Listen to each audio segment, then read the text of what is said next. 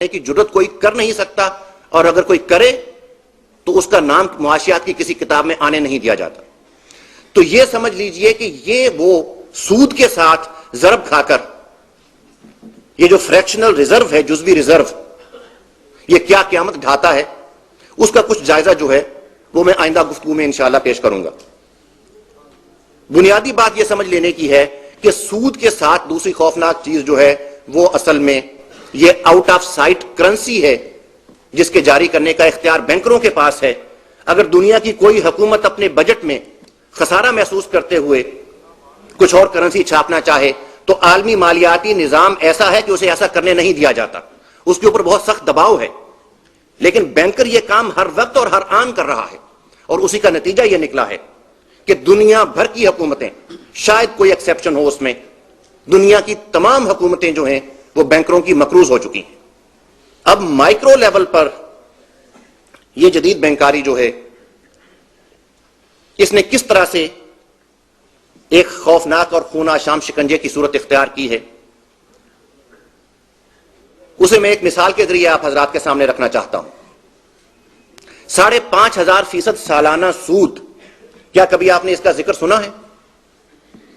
5,500% सालाना सूद, 6%, 10%, 18 या 20%, इसका जिक्र तो हम सुनते हैं, लेकिन यह 5,500% सालाना सूद, और आप हैरान होंगे कि यह कौन अदा करता है इतनी गिरा शरह। तो इससे भी ज्यादा हैरानी की बात है कि वो मैं और आप हर शख्स अदा कर रहा है। वो किस तरह से? मिसाल के तौर पर फर्टिलाइजर बनाने वाली, खाद बनाने वाली एक फैक्ट्री ने अपने आगाज के वक्त 2 अरब रुपए का एक लोन लिया, तो पहली सतह पर बैंकर का सूद जो था उसकी मैन्युफैक्चरिंग कास्ट में शामिल हो गया। उसके बाद उन्होंने एलसीज खोली तो दूसरी सतह पर बैंकर ने अपना सूद वसूल कर लिया। खाम माल के तौर पर फर्टिलाइजर इंडस्ट्री में यह गैस इस्तेमाल की जाती है जिसे हम घरों में जलाते हैं, सुई गैस। अब यह गैस जो है यह हम जानते हैं कि यह SNGPL वालों ने या oil and gas development corporation वालों ने, उन्होंने इसे डेवलप किया है और वो बैंक के फाइनेंस पर काम कर रही हैं। तो यह तीसरी सतह पर बैंकर का सूद ऐड हो गया। पावर जनरेशन, बिजली जो वो इस्तेमाल करते हैं उसके लिए उनके अपने पावर जनरेटर्स हैं, उनमें जो फ्यूल इस्तेमाल होता है, अगर डीजल है या फर्नेस ऑयल है, जो भी है, वो OGDC वालों का प्रोडक्ट है। तो चौथी सतह पर बैंकर का सूद इस तरीके से वो भी शामिल हो गया। अपने स्टाफ को, खास तौर पर जो उनकी मैनेजमेंट साइड है, उनको जो सहूलतें उन्होंने फराहम कर रखी हैं, लग्जरी गाड़ियां भी हैं उसमें, घरों के अंदर इलेक्ट्रॉनिक्स भी है, वो सब का सब लीज पर है। तो एक रदा इस तरीके से बैंकर के सूद का और चढ़ जाता है। जिस थैले में ये फर्टिलाइजर पैक होता है वो रोजाना 80,000 थैले दरकार होते हैं उन्हें, वो बजाते खुद एक इंडस्ट्री है। तो इस तरीके से एक सतह और जो है वो शामिल कर लीजिए बैंकर के सूद की। तो 6 सतह पर बैंकर का सूद यहां तक पड़ चुका है। और उसके बाद ये फर्टिलाइजर बनने के यानी अमल के बाद अब ये ट्रांसपोर्ट होगी। तो ट्रांसपोर्ट में आप जानते हैं यहां एक दफा फिर बैंकर का सूद जो है वो शामिल हो जाएगा। अब इसे मंडी में हम, वो बात जो है कि मंडी से होकर ये गुजरेगी तो इसमें फिर कई और चीजें शामिल हो जाएंगी, स्पॉट और फ्यूचर प्राइसेस का डिफरेंस जो है वो भी इसमें आ जाएगा, लेकिन हम उसको स्किप कर जाते हैं। अब इसे हम ले जाते हैं किसान के खेत पर। तो अब ये समझ लीजिए कि किसान की सिर्फ एक जरूरत पूरी हुई है। अभी उसने फर्टिलाइजर की जरूरत पूरी की है, अभी उसे पेस्टिसाइड भी चाहिए, अभी उसे सीड भी चाहिए, उसे ट्रैक्टर भी दरकार है, ट्यूबवेल भी दरकार है, इनका फ्यूल भी दरकार है, और इसके साथ साथ हार्वेस्टिंग के और एग्रीकल्चर के कुछ दूसरे इंप्लीमेंट्स भी चाहिए। तो ये कम से कम 7 कमोडिटीज हैं जो उसे दरकार हैं, और इनमें से हर कमोडिटी उसी प्रोसेस में से होकर गुजर रही है। तो 7 को 7 से जरब दे लीजिए तो ये 49 लेवल पर बैंकर का सूद पड़ने के बाद फर्ज कीजिए कपास पैदा हुई है। अब ये कपास जो है यहां से ट्रांसपोर्ट होगी, जिनिंग फैक्ट्रियों में आएगी। जिनिंग फैक्ट्रियों वाले भी लिमिट्स लेकर बैठे हुए हैं, तो एक लेवल और सूद का पड़ गया। ये जिनिंग के प्रोसेस से निकलने के बाद अब टेक्सटाइल सेक्टर में तो टेक्सटाइल सेक्टर में 3-4 प्रोसेस होते हैं, स्पिनिंग होगी, कपड़ा बनेगा, फिर उसकी फिनिशिंग, उसकी डाइंग और प्रिंटिंग, और उसके बाद एक बार फिर ट्रांसपोर्ट होकर ये मार्केट में आएगी। तो ये 4-5 सतह पर और सूद पड़ेगा। तो 55 लेवल पर बैंकर का सूद अदा करने के बाद ये कपड़ा जो है ये हमने पहना है। और अगर एक सतह पर बैंकर का सूद जो है वो 10% हो, इसकी शरह तो घटती बढ़ती रही है माजी में, लेकिन औसतन अगर इसे 10% समझा जाए तो 550% सूद की अदायगी सिर्फ इस एक कपड़े के ऊपर हम कर चुके हैं।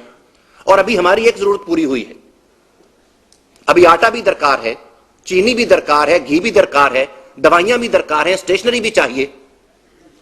इसके अलावा किसी ना किसी किस्म का फ्यूल घर में जल रहा है, कोई सवारी इस्तेमाल कर रहे हैं, उस सवारी का फ्यूल है, घरों के अंदर बिजली इस्तेमाल हो रही है।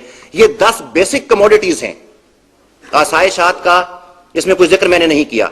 इस 10 को जरा 550 से मल्टीप्लाई करके देखिए, ये 5500% सूद जो है एक तहज्जुद गुजार की कमर पर भी यह बोझ लदा हुआ है, और वो भी चारों नाचार, वो जो इस जमाने के रब बने बैठे हैं, वो उनकी बंदगी करने पर मजबूर है। और ये है वो टूल जिसके जरिए से उन्होंने इस जमाने में अवाम की हाकमियत मुतलका का दिल फरेब नारा देकर अपनी रबूबियत मुसल्लत कर रखी है। सिर्फ यही एक टूल है। आप जहां भी एनालिसिस करके देख लीजिए, आपको तह में यह बात नजर आ जाएगी। सबसे अहम बात तो यह है, जो मैं पहले अर्ज कर चुका हूं, कि कोई हुकूमत दुनिया की इस वक्त ऐसी नहीं, बशमूल अमेरिका की हुकूमत के, बल्कि अमेरिका की हुकूमत तो दुनिया में सबसे ज्यादा मकरूज हुकूमत है। कोई हुकूमत ऐसी नहीं जो बैंकरों की मकरूज ना हो। तो फिर थोड़ा सा आपने तखय्युल को हरकत दीजिए तो आप फौरन इस नुक्ते तक पहुंच जाएंगे कि जमहूरियत, फौज और बादशाहत, दुनिया भर में ये तीनों इदारे बैंकरों के गुलाम इदारे हैं। फिनांस के बगैर इनमें से कोई काम कर नहीं सकता। फिनांस कहां से आता है? फौज को भी ये फिनांस जो है, डिफेंस बजट, नेशनल बजट में से मिलता है। और नेशनल बजट कहां से आता है? नेशनल बजट में तो पिछली डेब्ट सर्विसिंग जो है उसके लिए भी सूदी कर्जा लिया जाता है। तो फौज को कहां से मिलेगा? तो वो जो दे रहे हैं उन्हें पता है कि हम कर्ज किस किस को दे रहे हैं, आगे जाके कहां कहां तकसीम होगा। तो उसके जरिए से वो दुनिया भर में फौज को भी इस्तेमाल करते हैं। और जमहूरियत तो है ही पैसे का खेल। बाकी रह गए वो बादशाह। तो बादशाहों का हाल हमारे सामने है कि एक दो बादशाहतें जो नाम की बादशाहतें नहीं थी, बिलाखिर उन्होंने अपने हथकंडों के जरिए उन्हें भी वर्ल्ड बैंक का मकरूज कर दिया। यहां से यह बात जो है बहुत आसानी से समझ में आ सकती है कि बैंकारों ने वो इल्यूजन्स, वो फ्रेब हाय नजर जो उन्होंने क्रिएट कर रखे हैं, उसके जरिए से उन्होंने जब हुकूमतों को इस तरीके से, और जाहिर है पूरे ग्लोब के ऊपर यही 3 किस्म की जो है कुव्वतें वो हुकूमत कर रही हैं, जमहूरियत है, फौज है, बादशाहत है, जब उन्होंने उनकी रगे जान जो है दबोच रखी है, तो फिर उनके तहत चलने वाले जितने भी इदारे हैं, चाहे वो यूनिवर्सिटियां हो, खा वो इलेक्ट्रॉनिक और प्रिंट मीडिया हो, और खा उनके इंतजाम और इंतजाम के तहत चलने वाले इबादत खाने हों, उसमें किसी ना किसी तरीके से उन लोगों ने अपने मकासद की आबियारी का बंदोबस्त कर रखा है। लेकिन यह कि यह बात किसी की समझ में वो आने नहीं देते।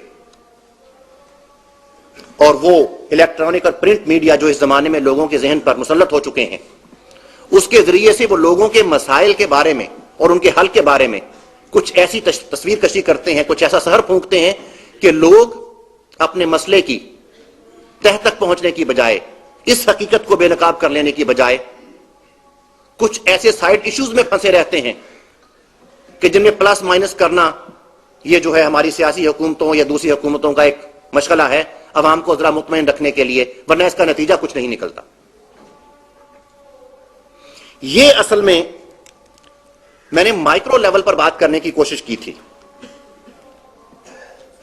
इनफरादी सतह पर यह 5,500% का शिकंजा जो है, जिसने किस तरह से दबोच रखा है इंसानों को, और किस तरह से उनके औकात और उनकी मेहनतें वो निचोड़ी जा रही हैं। उन्हें कुछ मालूम नहीं कि किस बोझ ने उनकी कमर दोहरी कर रखी है। सुबह से लेकर शाम तक एक इंसान भाग रहा है और सही मानों में